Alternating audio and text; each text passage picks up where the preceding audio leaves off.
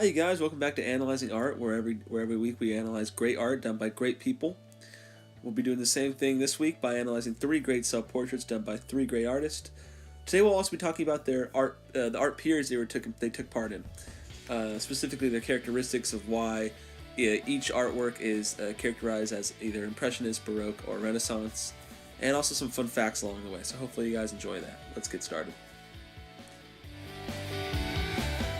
The first artist we'll be talking about is the world-famous Rembrandt, who is most known for The Night Watch, The Anatomy, and most of his self-portraits, including this one. This self-portrait was created in 1659 after the Dutch painter suffered financial failure.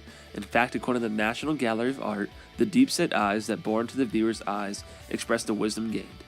Rembrandt created a real-time version of himself that showed hardships he was going through. That sometimes he actually does a lot in his art, as do most other Baroque artists do as well. The dull and dramatic tone this piece sets is a clear characteristic of Baroque art. Also, the dim lighting in it is a key giveaway that this is a Baroque piece. Personally, I do like this piece, however. It's very serious and the tone of it really makes you want to think about his lifestyle a little bit more and dive into that. According to the Met, they actually said that he created 40 self-portraits. However, this is my personal favorite, and I just think it's so dull and so serious that it really does make one think and want to get into, what he was thinking and why he cast himself in this light.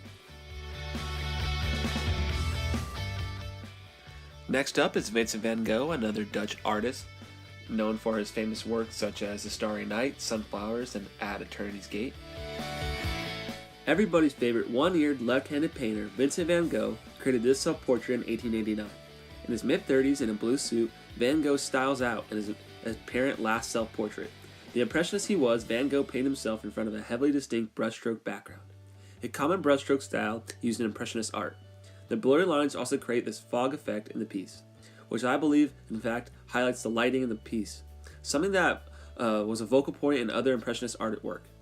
This piece, although his last in regards to self-portraits, is a piece of beautiful art. It captures all of what Van Gogh was. Last but not least is Italian Renaissance man Leonardo da Vinci, who is most known for the Mona Lisa, the Last Supper, and St. John the Baptist. Titled Portrait of a Man in Red Chalk, this self-portrait has been widely accepted as the only self-portrait of Leonardo da Vinci. Supposedly capturing da Vinci in his 60s, others have tried to make the case that it was actually drawn when he was in his 80s due to how old the man looks. Even in his biography, written by Walter Isaacson, there is no mention or evidence of this self-portrait ever being made. However, after looking at rendered photos of the piece, the work looks similar to that of Da Vinci's. Features of the man look chiseled and statuesque, and it does remind me of his work on the piece of St. John the Baptist, especially in the face.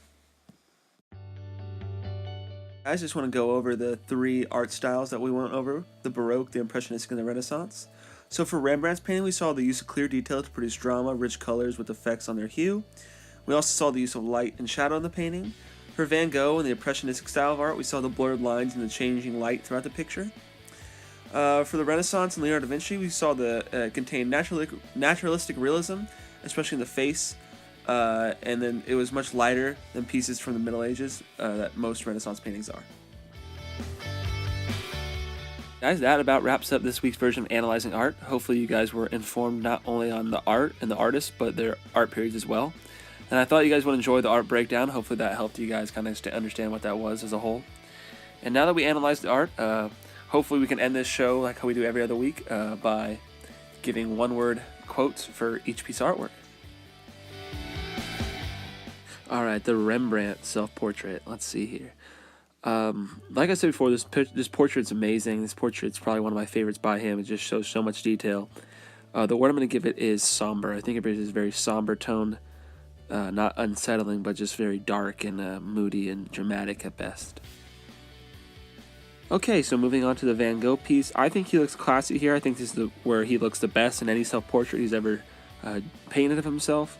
So I'm going to go with classy for this one. I think he looks just marvelous. Way to go, Van Gogh.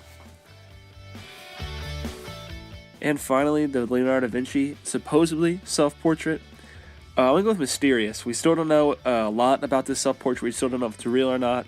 I think, as time goes by and technology gets better, hopefully we can figure out what was behind the self-portrait. And that's about all I got to say about that. Hopefully you guys have a good week. I'll see you guys later on. Take care.